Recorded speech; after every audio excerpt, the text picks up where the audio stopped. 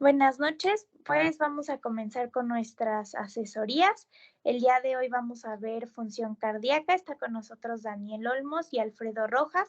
Ambos son estudiantes del séptimo semestre de la carrera de médico cirujano. Entonces recuerden que pues es importante que estén participando, que saquen todas sus dudas y que pues sobre todo pues esto es un repaso, está hecho por ustedes. Entonces, gracias por acompañarnos el día de hoy y cuando quieran pueden comenzar.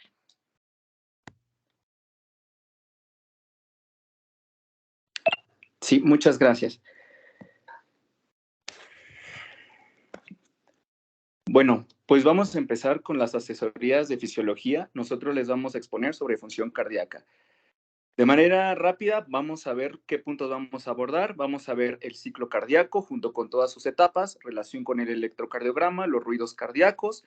También vamos a hablar del gasto cardíaco, el retorno venoso, lo que es el volumen latido, la fracción de eyección, así como el cálculo del gasto cardíaco. Y pues también vamos a ver lo de precarga, poscarga, así como toda la regulación del ciclo que nos incluye a la ley de Frank-Starling y a la regulación nerviosa y finalmente las fuentes de energía del corazón en reposo y durante el ejercicio. Bueno, pues de manera introductoria hay que recordar que nuestro aparato cardiovascular va a estar conformado por tres elementos, que es el corazón, que es nuestra principal bomba que va a impulsar la sangre hacia todas las células del organismo y de esta manera va a permitir que cada una de las células pues reciban los nutrientes adecuados. Lo va a hacer por medio de los vasos sanguíneos, que incluye a todas las arterias, arteriolas, vénulas y demás capilares para realizar todas estas funciones. Ajá, y pues finalmente la sangre, que es por donde van a transportar el oxígeno, la glucosa y todas estas moléculas de importancia para las células. Entonces, igual de manera introductoria, pues, ¿qué es lo que se va a transportar? Pues todos los elementos que necesitan la célula.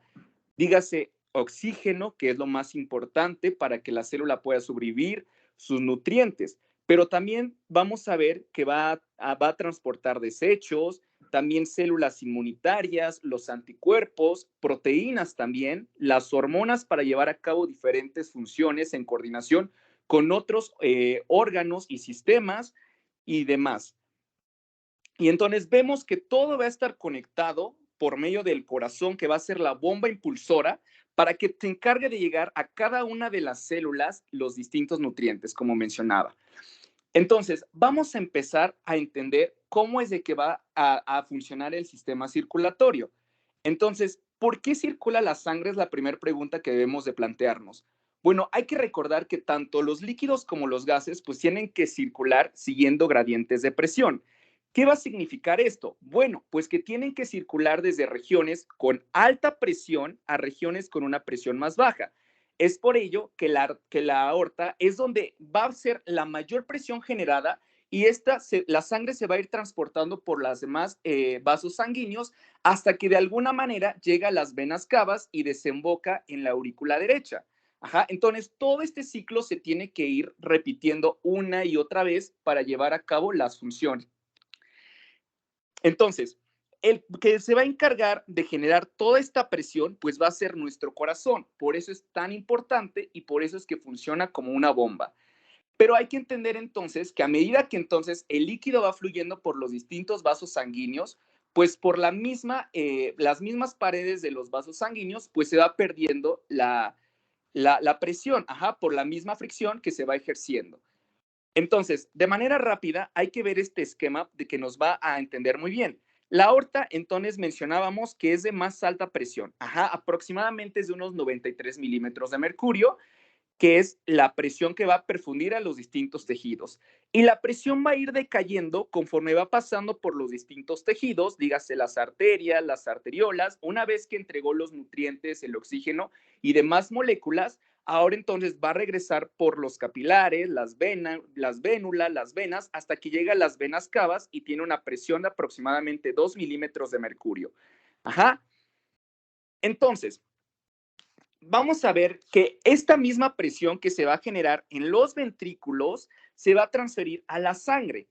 Pero también hay que entender que cuando el corazón se está relajando y se está llenando, por lo tanto, pues también la presión va a ir descendiendo. Entonces, los principales factores que de alguna manera van a influir en la tensión arterial de todo nuestro aparato cardiovascular van a ser los distintos cambios de volumen que se va a ver que van a afectar a los vasos sanguíneos y al corazón principalmente. Entonces, algo que hay que tener también muy en cuenta es que nuestras arterias van a ser las que nos van a ayudar como reservorios de presión cuando el corazón se está relajando. Ajá, que va a permitir que toda la sangre se impulse a los distintos tejidos. Y esto va a ser lo que conocemos como la tensión arterial media, que a final de cuentas entonces es la fuerza impulsora que va a permitir la perfusión de los tejidos, la cual va a estar influenciada por dos grandes elementos que va a ser el gasto cardíaco, que ahorita les vamos a hablar más sobre esto, pero que en manera general pues va a ser el volumen de sangre que va a bombear el corazón por minuto. O sea, esto hay que tenerlo muy en cuenta, que es por minuto, porque luego se suele confundir con el volumen sistólico. Y también por la resistencia periférica, es decir, la fricción que se va generando en las paredes de los vasos sanguíneos.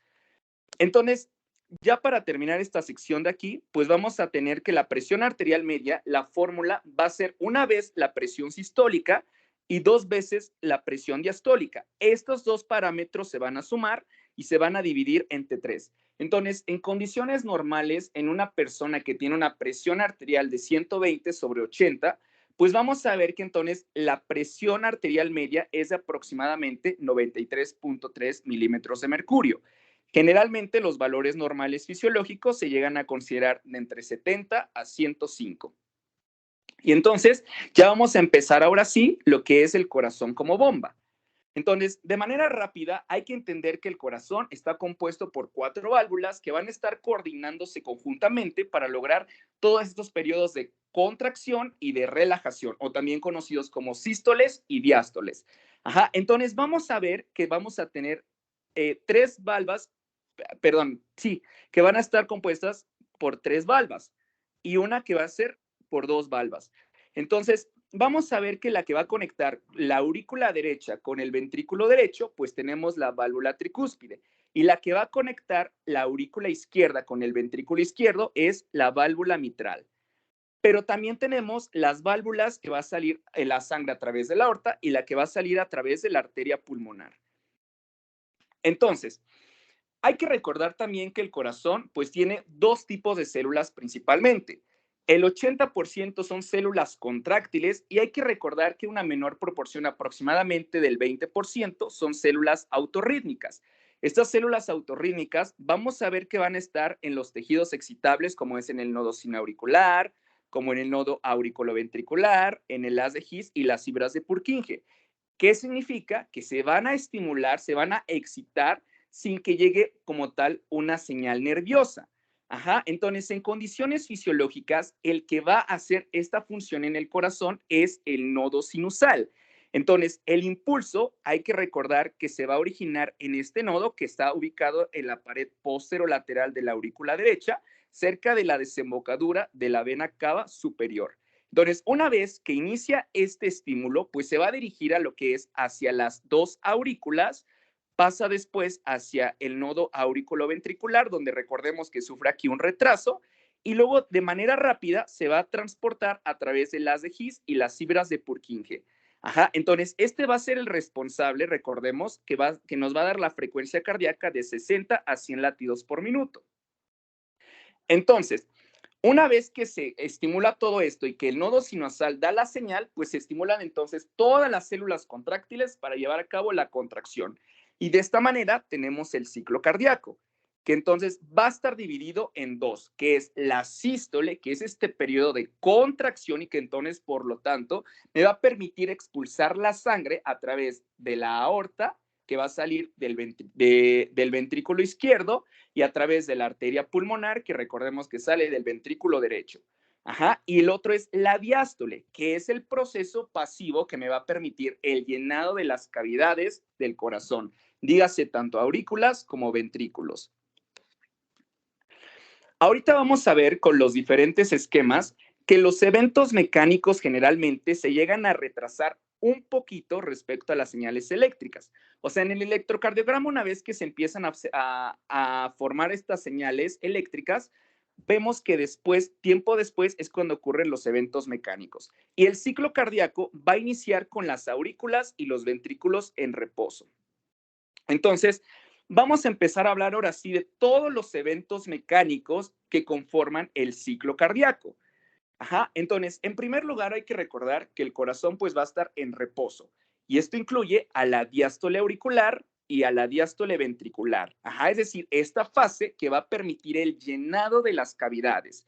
Entonces, en este momento, pues las aurículas pues se van a estar llenando de la sangre que proviene de las venas pulmonares. Ajá, entonces se están llenando en este momento las aurículas y entonces hay también que recordar que los ventrículos de un ciclo anterior acababan de finar la contracción. Por lo tanto, aquí están en un periodo de relajación. Esto va a permitir que se abran las válvulas auriculoventriculares, la tricúspide del lado derecho y la mitral del lado izquierdo. Y entonces vamos a ver que como las aurículas estaban llenando, pues la sangre va a fluir por gravedad y va a empezar a entrar en los ventrículos. Sin embargo, hay que tener en cuenta que la mayor parte de la sangre va a ser por este periodo pasivo que va a corresponder aproximadamente el 80%. Ajá, entonces, ahora los ventrículos como se están llenando, pues se van a empezar a expandir. Después, como se están llenando y ya una vez que aproximadamente el 80% de la sangre entró de manera pasiva, un pequeño impulso, que es la contracción de las distintas aurículas, va a entrar el otro 20% de la sangre. Ajá, entonces, ya una vez que se llenaron los ventrículos, este volumen de sangre se conoce como el volumen telediastólico, que es el volumen que entonces va a quedar al final de la relajación. Sin embargo, bueno, los valores normales generalmente van a ir de 120 mililitros. Claro que cambian respecto a las bibliografías, pero es más o menos un valor que también puede cambiar por distintas situaciones patológicas, pero que en condiciones normales es este volumen. Ahora, este volumen telediastólico del llenado, entonces, va también a depender del retorno venoso. Ajá, toda la sangre que va a llegar entonces a la aurícula derecha. Pero entonces, ¿qué factores van a influir en el retorno venoso? Bueno, va a haber tres factores principales, que uno es la contracción o la compresión de las venas. Si recordamos, las venas tienen válvulas unidireccionales que entonces cuando se comprimen favorecen entonces que la sangre venosa pues llegue a la aurícula derecha. Y entonces esto es la bomba de músculo esquelético. Entonces cuando nosotros caminamos, cuando realizamos ejercicio, cuando bailamos, esto va a permitir entonces que se contraigan las válvulas de las venas y entonces favorezca el retorno venoso. Otra es también cuando nosotros respiramos. Cuando nosotros respiramos se van involucrados distintos músculos y entonces esta misma presión que se genera también favorece el retorno venoso. Y otro es la inervación simpática de las venas. La inervación simpática lo que va a hacer es vasoconstricción. Entonces, esta vasoconstricción pues hace que entonces impulse el flujo también para favorecer el retorno venoso. Ahora, viene ventricular temprana y el primer ruido cardíaco. Entonces, ya habíamos dicho que los ventrículos ya se habían llenado del volumen telediastólico. Sin embargo, vamos a ver que ahora lo que sigue es que los ventrículos empiezan a aumentar la presión, es decir, como que empiezan a prepararse para que después eyecten la sangre por medio de la aorta y por medio de la arteria pulmonar de respecto a cada uno de los ventrículos. Pero vamos a ver que el volumen ahí ya no va a cambiar. O sea, lo único que se va a hacer es generar tensión en estos ventrículos. Si recordamos, generalmente los ventrículos tienen unas fibras en una disposición que van a permitir que entonces se contraiga desde abajo hacia la base de los ventrículos. Entonces, esto se va a conocer como la contracción ventricular isovolumétrica. Es decir, aumenta la presión, pero no se va a modificar el volumen. El volumen se va a mantener igual. Entonces, este mismo aumento de presión va a permitir que la sangre choque contra las válvulas auriculoventriculares. Y entonces, esto va a hacer que estas válvulas se cierren. Ajá. Y estas válvulas, cuando se cierran, nos van a ocasionar el primer ruido cardíaco, que ahorita les vamos a hablar más detalladamente. Entonces, ya una vez que se generó toda esta presión y el corazón ahora sí ya está preparado, Y entonces que en el ventrículo izquierdo generalmente alcanzó una presión mayor de unos 80 milímetros de mercurio y en el ventrículo derecho mayor de 8 milímetros de mercurio, entonces ahora sí, esta misma presión va a abrir las válvulas semilunares, es decir, la aórtica y la pulmonar. Ajá, y entonces esto va a permitir que se eyecte la sangre a través de la aorta, pues obviamente para perfundir a los distintos tejidos y a través de la arteria pulmonar para hacer el intercambio de oxígeno en los pulmones. Sin embargo, aquí las válvulas auriculoventriculares hay que recordar que estaban cerradas. Entonces, de esta manera, en este periodo, las aurículas ya están empezando a llenarse otra vez. Pero también hay que tener en cuenta que no toda la sangre va a ser expulsada durante esta contracción, sino que una pequeña fracción tiene que quedar dentro de los ventrículos. Y esto se va a conocer como el volumen telesistólico. Ajá, es decir, el volumen de sangre que va a quedar en el ventrículo al final de la contracción. Generalmente va a ser de aproximadamente unos 50 mililitros, 52 mililitros, o sea, va a variar también. Y entonces aquí tenemos algo que se conoce como la fracción de eyección. La fracción de eyección, pues vemos que es el porcentaje de sangre que se va a eyectar en el ventrículo con cada contracción. Y la fórmula, pues vemos que es el volumen sistólico, que ahorita les vamos a hablar, que es, en forma general, es el volumen que va a salir del ventrículo con cada contracción. Ajá. Y el otro es el volumen telediastólico, es decir, el volumen de máximo llenado. Entonces, generalmente el valores normales es de 52%, es decir, que el 52% de la sangre que estuvo en el ventrículo, que es el volumen telediastólico, va a ser eyectado hacia la aorta y hacia la arteria pulmonar. Claro que este pues, puede cambiar con distintas situaciones y también conforme aumenta la fuerza de contracción. Y después entonces viene la relajación ventricular, que entonces ya una vez que se expulsó la sangre, los ventrículos comienzan a relajarse. Ajá. Pero entonces, como comienzan a relajarse y como tienen un menor volumen de sangre, pues es lógico que entonces la presión también dentro de ellos, pues vuelve a disminuir. Sin embargo, una vez que se lanzó la sangre por la aorta y por la arteria pulmonar, una pequeña fracción va a chocar nuevamente contra las paredes de las válvulas y va a permitir el cerrado de las válvulas semilunares, es decir, de la aórtica y la pulmonar. Y eso nos va a dar el segundo ruido cardíaco. Y bueno, de esta manera entonces se esquematiza el ciclo cardíaco y se repite una y otra vez para que tengamos entonces la adecuada perfusión a los tejidos. Y entonces, todo esto también se va a representar gracias a estas curvas de presión y volumen. Entonces, esta curva nos esquematiza todo lo que hablamos.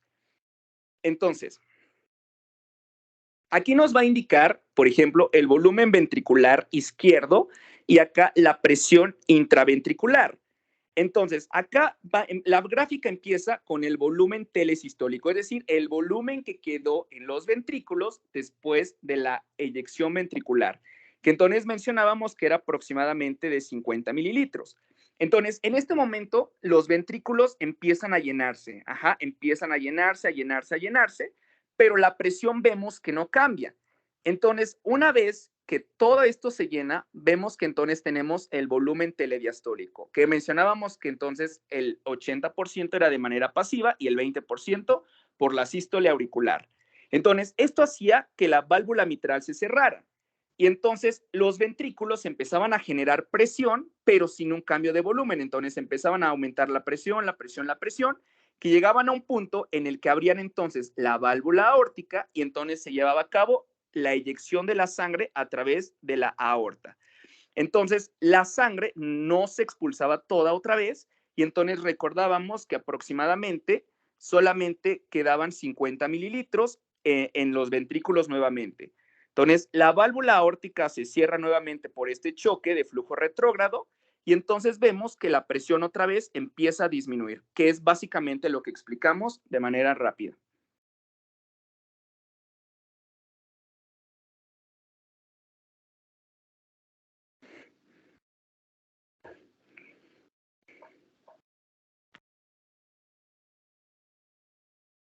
Bueno, vamos a seguir. Mm,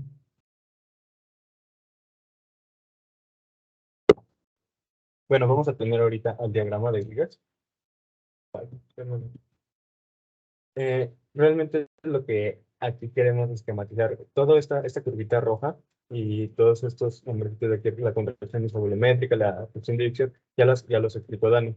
Aquí lo que quiero que se enfoquen son estas tres curvas, la curva de presión aórtica, que como tenemos, cuando hay un cierre de las válvulas las aórticas, la presión aórtica va a ser de 80 milímetros de mercurio. Entonces nosotros necesitamos vencer esos 80 milímetros de mercurio para poder enviar la sangre y abrir la válvula aórtica. Se da el periodo de eyección, se eyecta, y quiero que vean esta muesca, esta muesquita.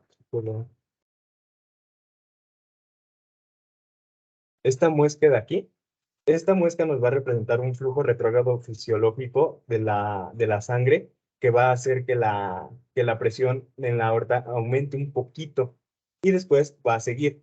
Estos valores están enfocados sobre todo a lo que es el ventrículo izquierdo, el corazón izquierdo. Es el mismo proceso en el corazón derecho, solo que es un sexto. La presión es un sexto del ventrículo izquierdo.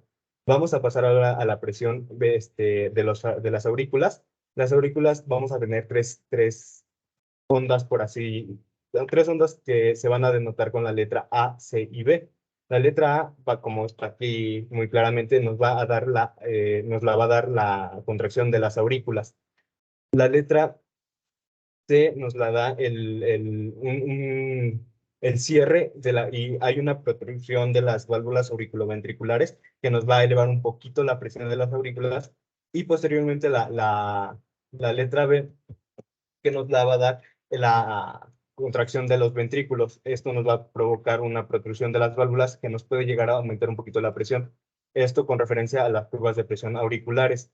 Y quiero que se fijen en la curva del volumen ventricular. La curva del volumen ventricular la podemos correlacionar muy bien con lo que es la presión ventricular. A una mayor presión ventricular vamos a tener un menor volumen ventricular. ¿Por qué? Porque a mayor presión que nos generen los ventrículos nos van a enviar mucha más sangre a la economía.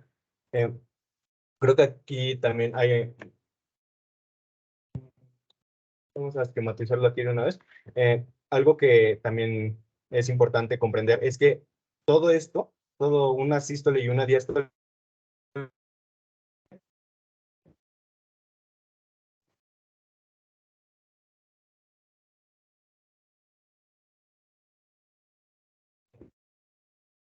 duración del ciclo.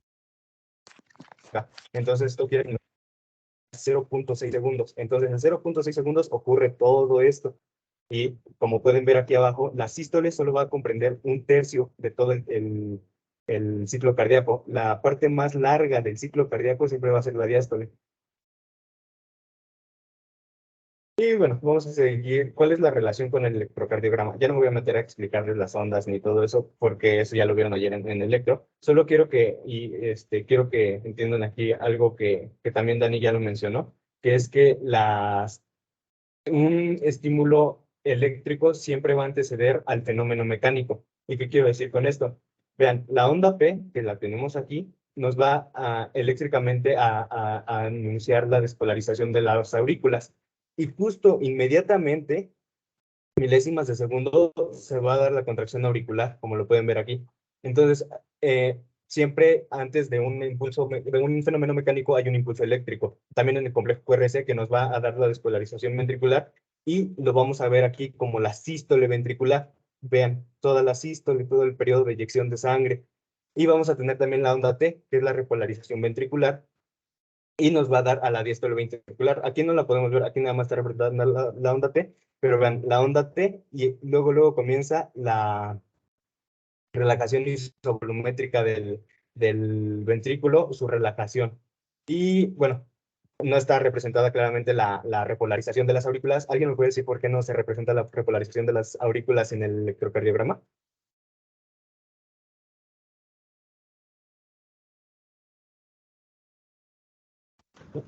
Una idea. Bueno, no se va a representar porque el voltaje del complejo QRS es muchísimo mayor y nos la va a apagar, la va a tapar, por así decirlo. Entonces, en un electrocardiograma no se ve. esta repolarización auricular.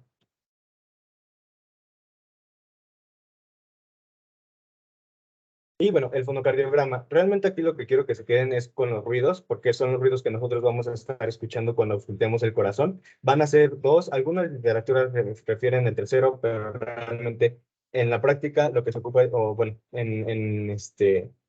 lo que escuchamos realmente es el primero y el segundo. El primero, como bien lo dijo Dani, van a ser el cierre de las válvulas auriculoventriculares, de la válvula tanto mitral como tricúspide, y el sonido no se da porque las válvulas se abran, sino porque cuando las válvulas se cierran, la sangre choca con estas válvulas, con las valvas, y va a provocar estos fenómenos sonoros. Aquí está el primer ruido cardíaco. El segundo ruido cardíaco nos lo va a dar el cierre de las válvulas semilunares o sigmoideas, que es la aórtica y la pulmonar. Y como podemos ver, es un ruido un poquito más apagado. Es loop, loop, algo así se dice que es. Pero realmente lo que aquí quiero que se queden es que nosotros podemos determinar, por ejemplo, si hay un problema, en qué momento se está dando, sea antes de la sístole, y lo podemos relacionar con un defecto en las válvulas auriculoventriculares, o durante la diástole, y lo podemos relacionar con un cierre de las válvulas semilunares.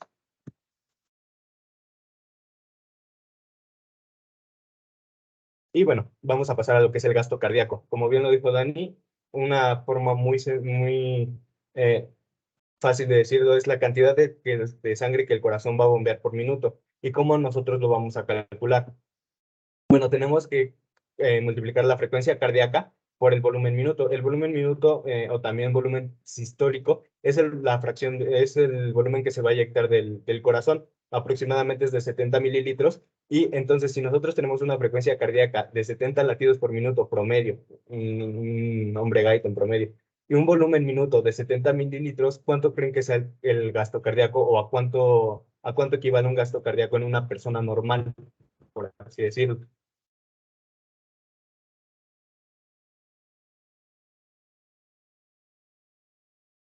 Bueno, Va en este caso de 60, ¿dónde? de 60 a 100. No. Aquí, como vemos, es la frecuencia cardíaca por el volumen minuto. Entonces tendríamos que multiplicar la frecuencia cardíaca, que son 70, por el volumen minuto, que son también 70. ¿Y cuánto nos va a dar esto? El gasto cardíaco equivale a 4.900 mililitros por minuto, o 4.9 litros. Esto quiere decir que nuestro corazón, la bomba cardíaca, lo voy a redondear a 5 litros, está enviando al cuerpo 5 litros de sangre por minuto. Es un buen, y más adelante vamos a ver cómo estos 5 litros se pueden convertir hasta 20 con acción de algunas regulaciones extrínsecas que tiene el corazón. Pero así se calcula el gasto cardíaco. Es la frecuencia cardíaca en latidos por minuto por el volumen minuto, y se multiplica. Es muy sencillo, realmente es una operación, todo es proporcional. Si aumenta la frecuencia cardíaca, va a aumentar el gasto cardíaco. Si aumenta el volumen minuto, va a aumentar el gasto cardíaco. Usualmente los dos se van de la mano. Si aumenta la frecuencia cardíaca, aumenta el volumen minuto, y esto nos va a repercutir en un aumento del gasto cardíaco.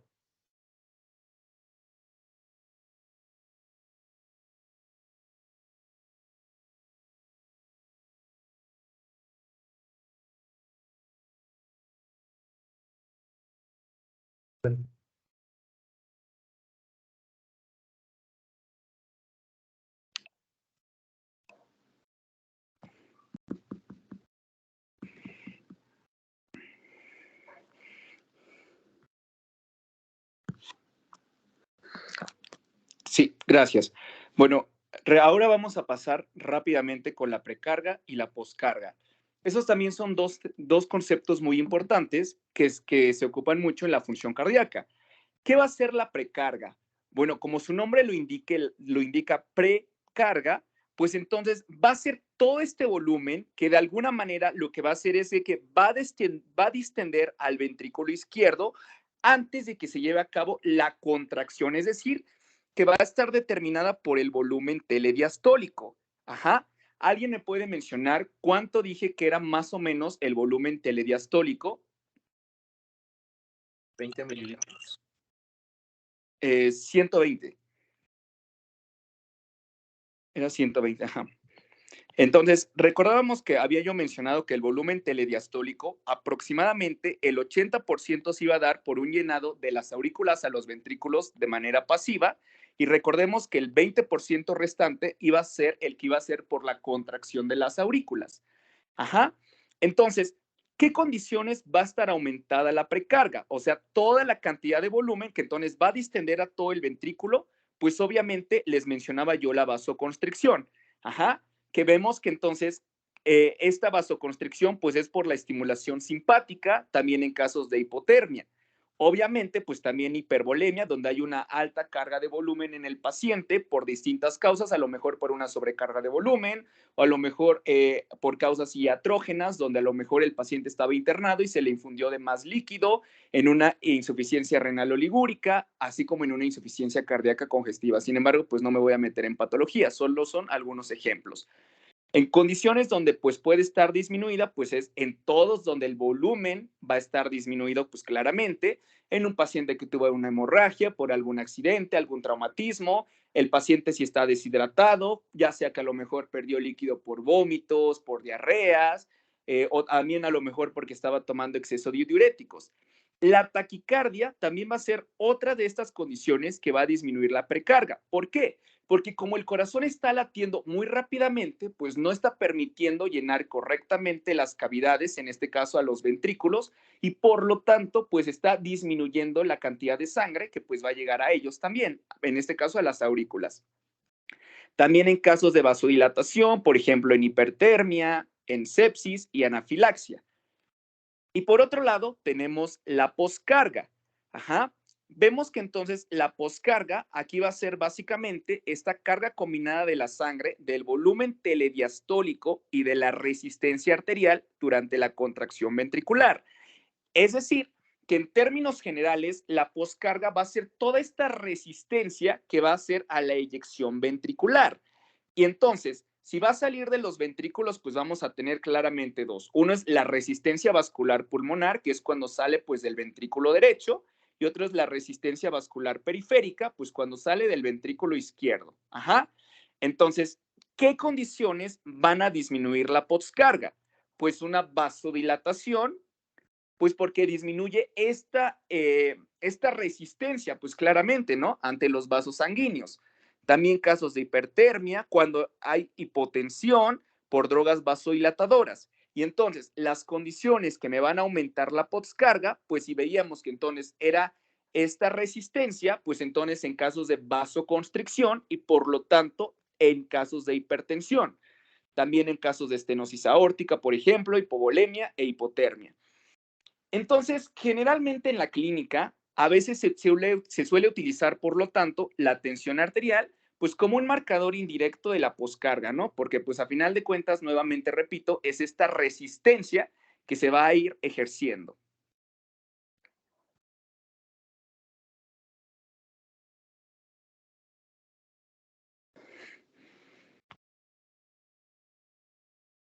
Y bueno, vamos a pasar ya a lo que es la regulación tanto intrínseca como extrínseca del mecanismo de bomba cardíaca. Tenemos como primer lugar al mecanismo de Frank Starling, que bueno, esto lo dice textual el libro: dentro de límites fisiológicos el corazón bombea toda la sangre que procede de las venas. Y pues es bonito, ¿no? O sea, sí, es muy fácil de memorizarlo, pero hay que tratar de comprenderlo porque realmente no es tan difícil y es muy, cuando te das cuenta de cómo funciona el corazón, te asombra bastante. Bueno, el músculo cardíaco, entre más sangre le va a llegar, los músculos de los ventrículos se van a distender más y van a eyectar más sangre. ¿Cuál es la razón de que esto pase? Bueno, como pueden ver esta grafiquita de acá, es una gráfica de los primeros capítulos, no recuerdo muy bien de cuáles, pero nos representa la longitud de un sarcómero y la tensión que este genera. Si nosotros entendemos que el mecanismo de Frank Starling nos menciona que los miofilamentos se van a desplazar a un grado óptimo de superposición que nos van a permitir una mejor contracción, lo podemos entender aquí. Veamos que, por ejemplo, en el punto A, aquí está el punto A de una sarcómera, los miofilamentos van a estar pegaditos, no va a haber una longitud óptima. Entonces, la tensión generada no es nada despreciable, es aproximadamente un 70-80%. Pero cuando los sarcómeros están muy alejados, como es en el caso del punto B, no va a haber una fuerza una tensión generada, entonces no va a haber una contracción. La contracción va a ser muy, muy, muy mala. Pero cuando nosotros colocamos a la sarcómera en su mejor grado de longitud, que son los puntos B y C, la tensión generada va a ser máxima y va a generar una mayor fuerza de contracción. Esto es lo mismo que pasa con el corazón. Nosotros cuando la sangre llega a distender un poquito más en la pared de los ventrículos, los sarcómeros se van a acomodar de mejor manera y van a provocar que la fuerza de contracción sea mayor y por lo tanto van a poder mover toda la sangre que le llega. Entonces ya podemos comprender que a nosotros al distender un poco más los ventrículos, vamos a generar una mayor fuerza y esta mayor fuerza nos va a generar que todo el volumen que está llegando se pueda expulsar de las cámaras del corazón. Esta es como la explicación que se lleva como todos los focos, ¿no? Pero tampoco hay que despreciar a la aurícula derecha, porque nosotros cuando se distiende la aurícula derecha, esta tiene la capacidad de aumentar hasta en un 10 a 20% la frecuencia cardíaca. Entonces nosotros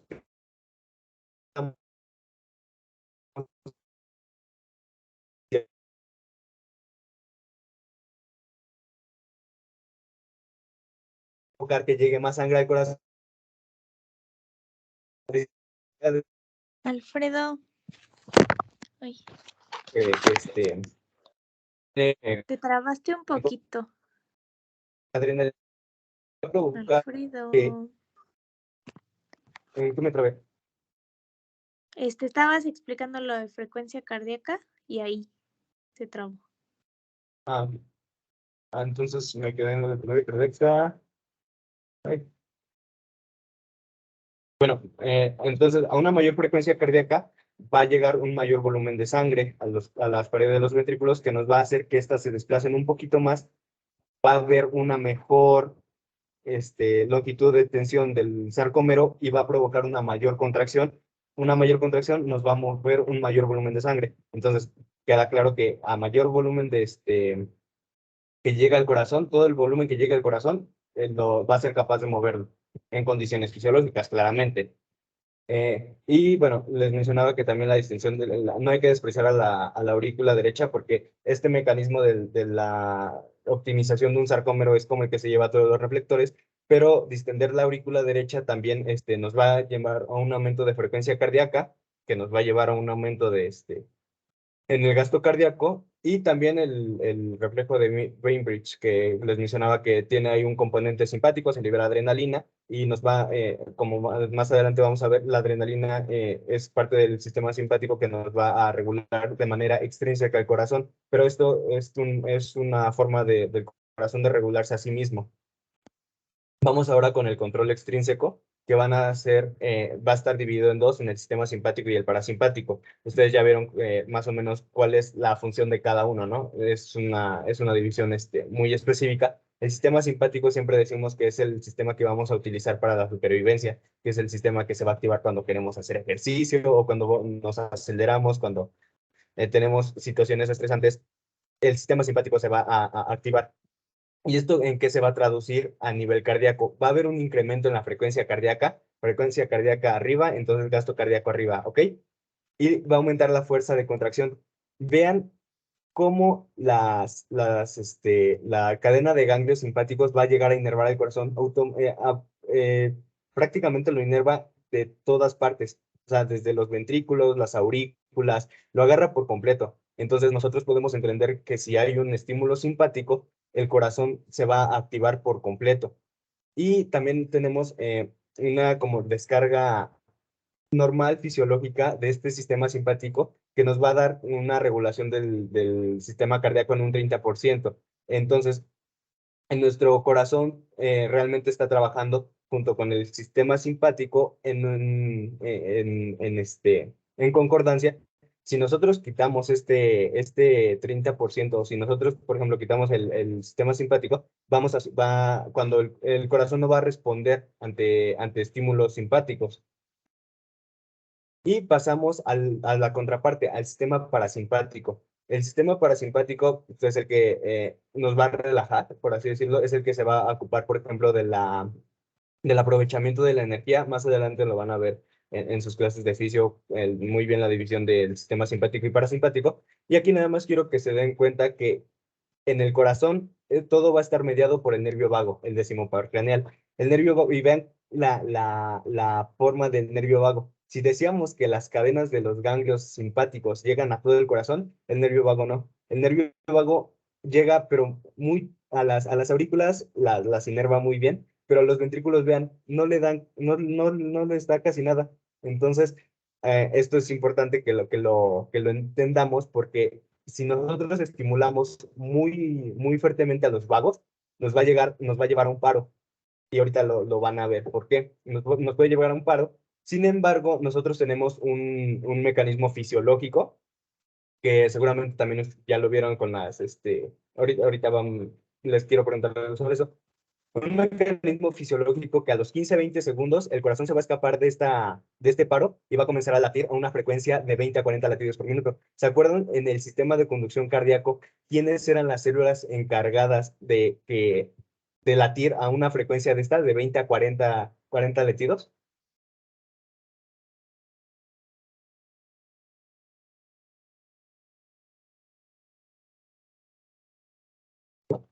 Bueno, ahorita lo vamos a ver en una imagen más adelante. Y como les mencionaba, como va a llegar solamente a las aurículas, nos va a aumentar solamente la frecuencia cardíaca, pero no va a tener un gran impacto en la fuerza de contracción del ventrículo. Y bueno, aquí está la razón de por qué tenemos ese mecanismo fisiológico, me parece que se llama mecanismo ay, se me fue. Está en el capítulo de sistema cardíaco, por si lo quieren revisar. Aquí vamos a ver cómo el nodo sinusal y el nodo auriculoventricular están en las aurículas. Entonces, como les dije que el nervio vago llega directamente a las aurículas nada más, por así decirlo, nos lo va a bloquear una fuerte estimulación vagal.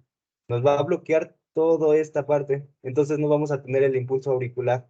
Pero las fibras de Purkinje van a estar, o sea, van a estar íntegras. Entonces ellas van a tomar el ritmo de marcapasos del corazón, y es por eso que se late a una frecuencia de 20 a 40 latidos por minuto, porque nuestras fibras de Purkinje son las que no nos están dejando caer en paro, son las que están echando a andar, y a pesar de que esté bloqueado tanto el nodo sinusal como el nodo auriculoventricular. Y bueno, ya vamos a ver cómo de forma global la estimulación nerviosa sobre la función cardíaca.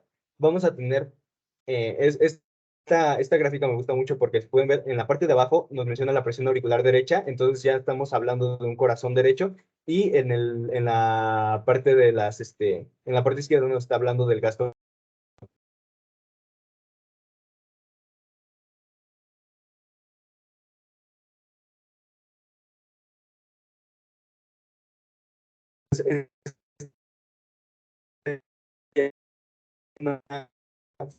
Estamos viendo la función del cáncer, tener como que la presión auricular derecha sea de 0 milímetros de mercurio, puede llegar hasta -2, a +4, es muy variable según la bibliografía, pero en una estimulación simpática normal, el gasto cardíaco va a ser de 5. Entonces, una persona normal tiene un gasto cardíaco de 5 aproximadamente. Sí, es lo que una persona tiene cardíaco.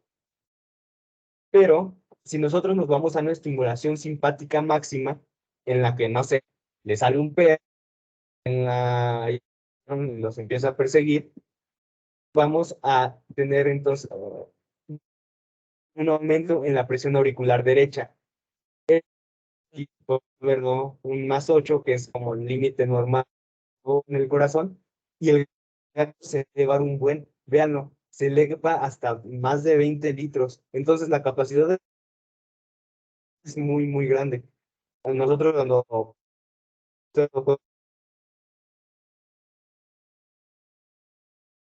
así, a, a frecuencias cardíacas de 150, 180, es muy raro que lleguemos a las de 200, pero se puede.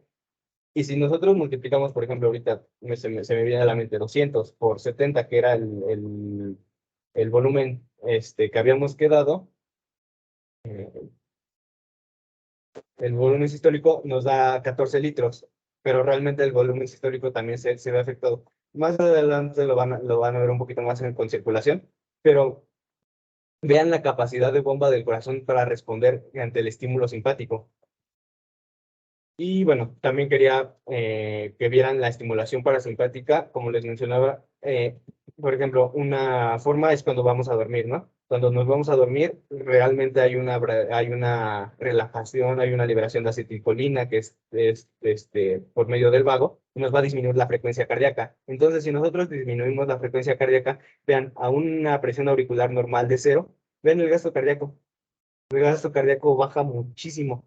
¿Por qué? Porque las demandas del cuerpo no están siendo tan grandes para que el corazón no, para la función de bomba del corazón. Entonces, viéndolo de una forma global, el corazón va a responder de una forma increíble a los aumentos de volumen, a los aumentos de frecuencia, tanto en la frecuencia cardíaca y su contracción, y su fuerza de contracción. Y bueno, por último vamos a ver la energía que utiliza nuestro corazón para contraerse. La mayoría de la energía va a provenir de los ácidos grasos y se habla de un 70-90%, y la glucosa y el lactato nos van a promover o a proveer el restante. Esto es muy importante, o vaya, lo pueden razonar de una forma muy interesante. ¿Por qué? Si ustedes, no sé, me parece que ahorita llevan bioquímica, entonces ven todo esto de insulina y todo esto. Si un paciente no es un paciente diabético tipo 1, que le requiere insulina, se pasa de insulina, va a comenzar con hipoglucemias, su nivel de glucosa va a bajar muchísimo.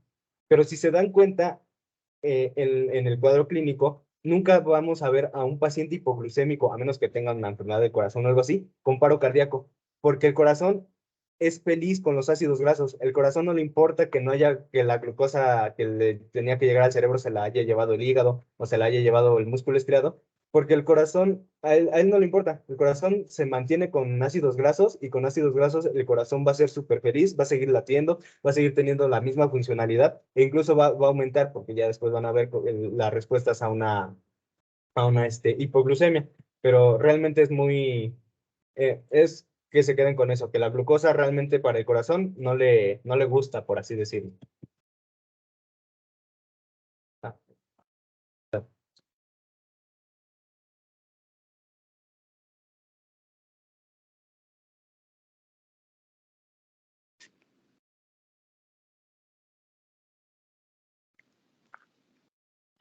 Y bueno, pues vamos a empezar con la sección de las preguntas.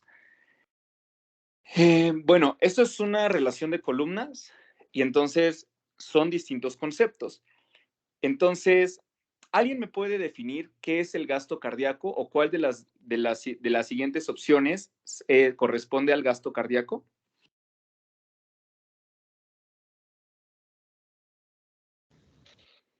¿No sería la 4? La 4. No.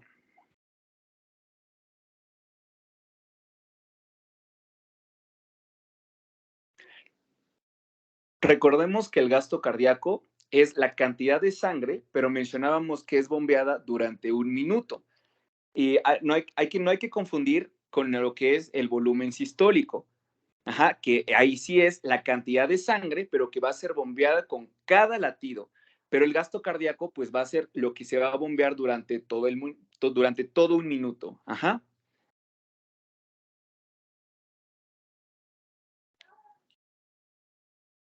¿Alguien más?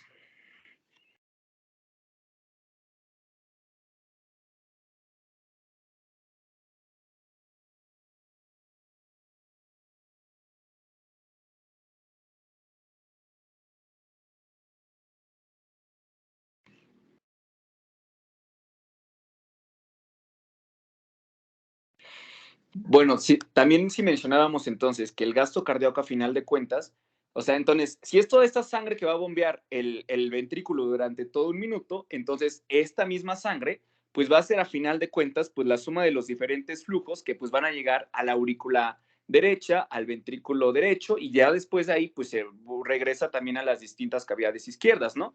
Entonces pues la respuesta sería la número 3. ¿Alguien me puede indicar el concepto que corresponde a precarga?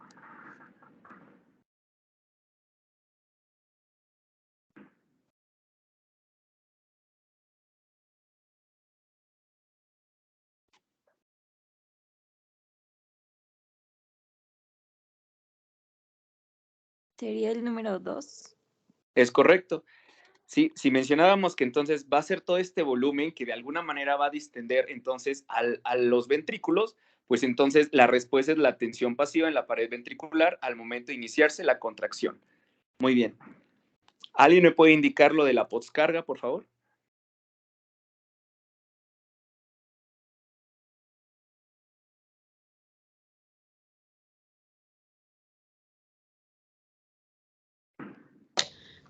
¿No sería la 1? Ajá, es correcto. Si mencionábamos que entonces es esta resistencia que tiene que vencer, y si les mencionaba yo que generalmente en la práctica clínica se utiliza la presión arterial como un indicador, entonces la 1 es la respuesta correcta. Muy bien. ¿Quién me indica lo de la fracción de eyección? La 5.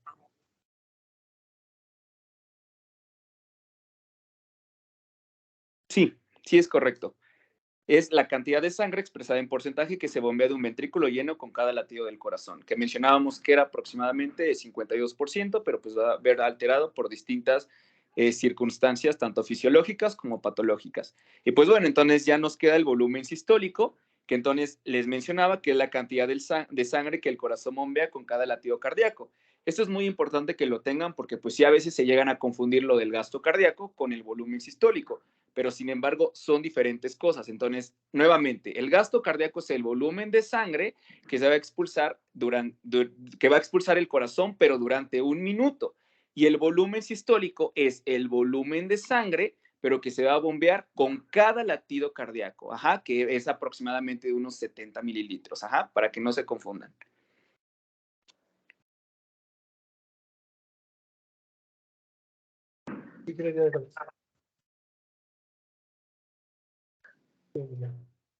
Y bueno, ya las últimas 5. ¿Quién me podría indicar la fracción de eyección ventricular del corazón? ¿A cuánto equivale?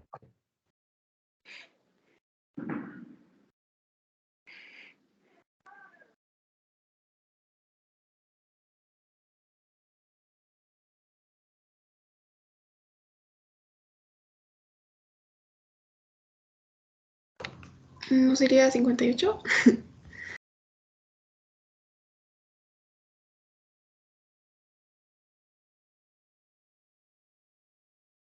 Me parece que Dani les puso una formulita ahí en la presentación.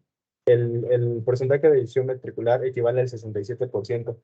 Es importante que lo vean porque en algunas patologías, por ejemplo, la insuficiencia cardíaca, tiene este componente de una FEBI, que se abrevia así, disminuida. Entonces, ya ustedes saben que el valor normal de la FEBI, por así llamarlo, es desde el 67% del volumen del que llega al ventrículo. Entonces sería 67. No la puedo marcar, pero es 67. Bueno, la segunda es, ¿qué fenómeno sucede al final de la relajación isovolumétrica ventricular? Se abren las válvulas lunares, la válvula aórtica se abre la válvula mitral o todas las válvulas del corazón se cierran.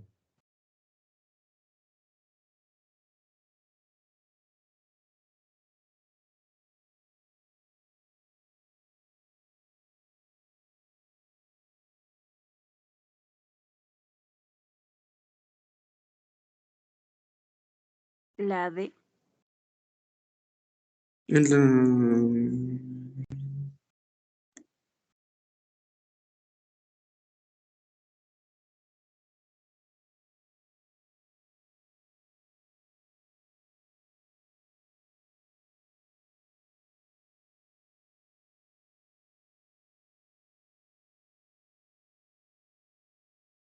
La respuesta es la D. Recuerden que en la relajación isovolumétrica, bueno, la C, perdón.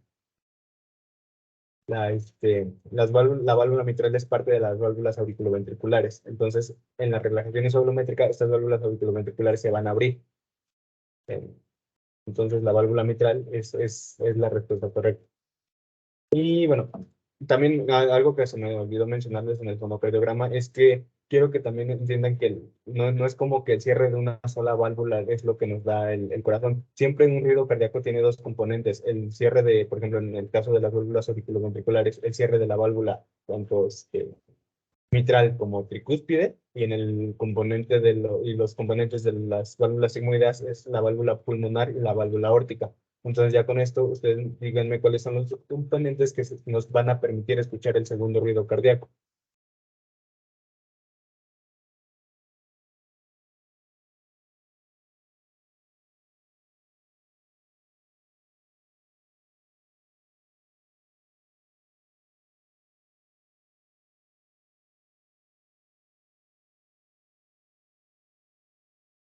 ¿No es por el cierre de las válvulas semilunares?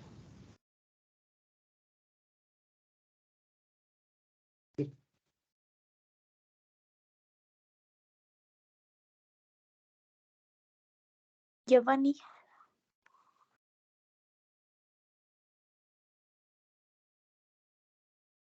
No, sí, ya lo la compañera, ¿no?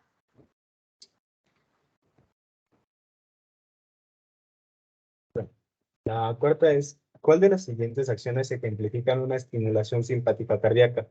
Liberación de acetilcolina y reducción de la frecuencia cardíaca, reducción de la excitabilidad del corazón, la fuerza de contracción cardíaca aumenta, pero la frecuencia cardíaca no, y el aumento tanto de la frecuencia, hay un aumento tanto de la frecuencia cardíaca como de la fuerza de contracción del corazón.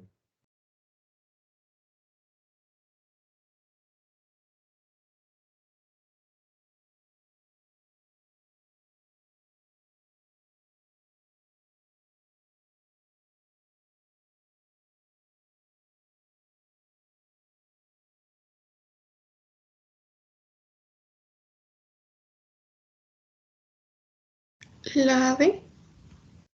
Sí, es la D.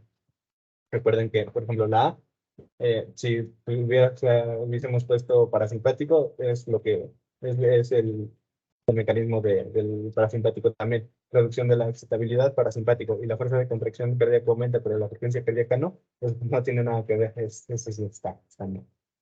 Y por último, ¿alguien quiere explicarme así a muy grandes rasgos a qué se refiere el mecanismo de Frank-Starling y cuál es su componente principal o su razón fisiológica principal de por qué este mecanismo existe o por qué es tan eficiente?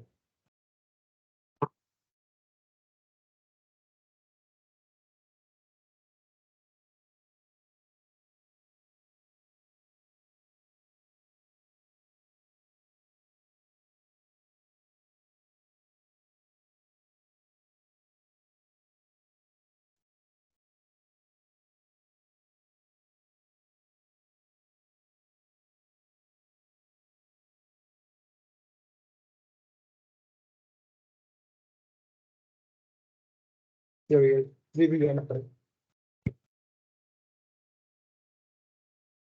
Pues había dicho que tiene la capacidad de, bueno, entre más sangre llega, más se distiende y más fuerza, entonces, pues mayor va a ser la contracción o algo así como tiene la capacidad de adaptarse. Sí, bueno, les digo, pueden checar esa tablita en el Gaiton y la pueden como acoplar. Realmente es una tablita que se queda así como muy lejos, pero realmente te ayuda a comprender bien lo que es los mecanismos de contracción y por qué una sarcómera a cierta distancia tiene una mejor tensión y esto nos va a traducir una mayor fuerza. Entonces, sí, más o menos a grandes rasgos, sí. Y toda la sangre, si les preguntan en el examen, es que toda la sangre que le llega al corazón, el corazón la va a bombear. Es el mecanismo de Frankenstein de la manera más simple posible. Toda la sangre que llega al corazón la va a bombear.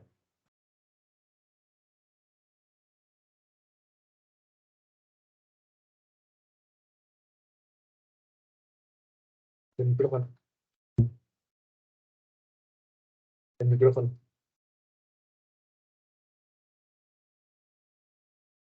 Está apagado tu micrófono.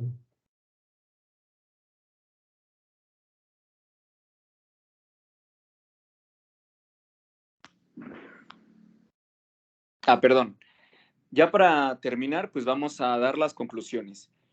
Entonces, de manera general, hay que recordar que el gasto cardíaco, ¿cómo se calculaba? La frecuencia cardíaca por el volumen sistólico, o el volumen latido, como también se conoce en algunos libros y como lo mencionó mi compañero. Entonces, esta es la fórmula para calcular el gasto cardíaco. Entonces, recordábamos que es de aproximadamente, ¿qué? 4.900 mililitros, ¿no? O sea, esto pues va a variar de acuerdo entonces a la frecuencia y al volumen sistólico. Entonces, a su vez, la frecuencia cardíaca pues va a estar determinada por distintos sistemas, que viene la propiedad cronotrópica del corazón.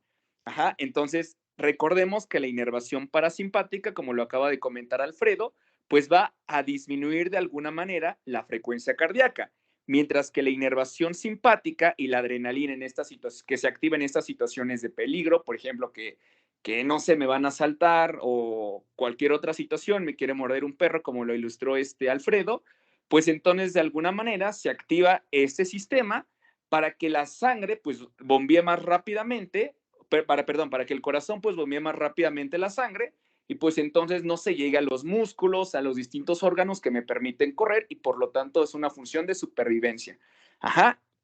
Y por otro lado, entonces vemos que el volumen sistólico pues se va a determinar por la fuerza de contracción del miocardio ventricular, que viene la propiedad del corazón, que es la ionotrópica, es decir, la que va a depender de calcio para que se lleve a cabo toda esta contracción, ¿no? Y entonces, vamos a ver que entonces es influenciada por la contractilidad desmencionada y por el volumen telediastólico, este volumen máximo que se va a llenar en los ventrículos, que es aproximadamente, ¿qué? Pues 120 mililitros, ¿no?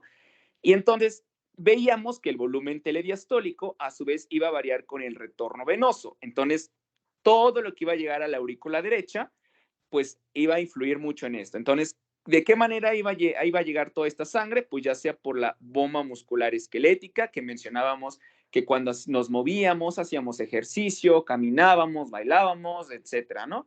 La bomba respiratoria, pues cuando nosotros respirábamos, y pues con la constricción venosa, cuando por medio de las válvulas unidireccionales. Entonces, de manera general, esto ejemplifica el gasto cardíaco.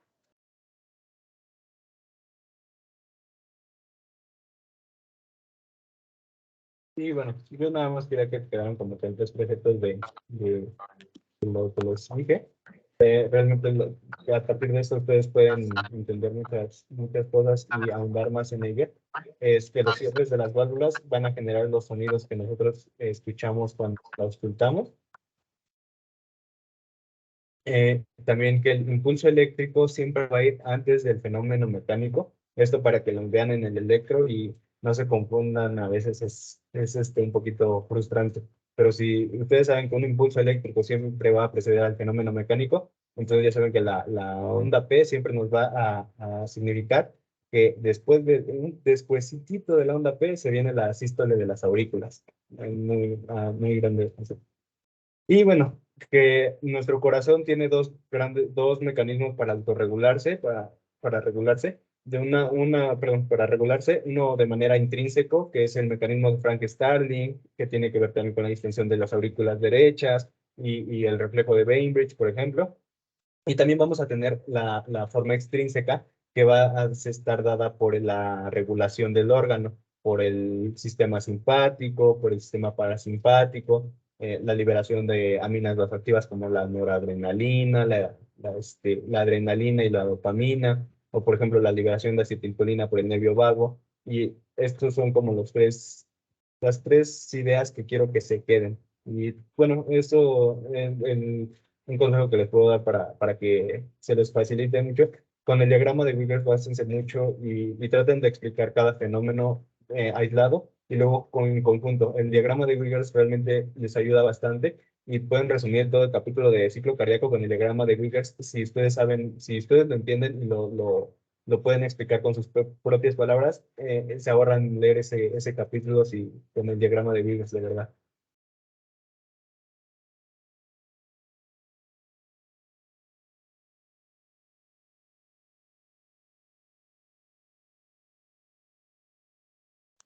¿Alguien tiene dudas?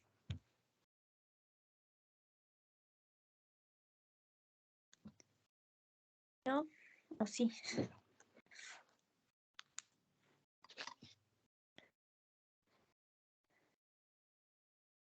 Bueno, este tema pues es muy importante, o sea, sobre todo lo tienen que entender, como dice Alfredo, no es tanto cualquiera, pero realmente entenderlo, eso está más trabajo. Entonces, chéquense bien ese diagrama de Weavers, ese les va a ayudar, o sea, 24/7 ya después van a entenderlo, sobre todo en cardio. Entonces, chequen bien lo que pasa en el electrocardiograma con todas las fases isovolumétrica, todo tienen que entenderlo bien porque aparte de que sí se los van a preguntar en su examen, pues lo van a seguir viendo en cardio. Entonces es muy importante que lo tomen muy en cuenta y ya después eso igual se correlaciona con insuficiencia cardíaca y pues va a ser más fácil para ustedes. Entonces, pues muchas gracias y ya nadie tiene alguna duda, pues terminaríamos y nos veríamos primero Dios el jueves. Gracias Daniel y gracias Alfredo y gracias a todos. Descansen. Gracias, Gracias. La grabación de ayer, la clase de ayer está... Ay, ese bueno. ¿Mande? Perdón, la clase de ayer ya está en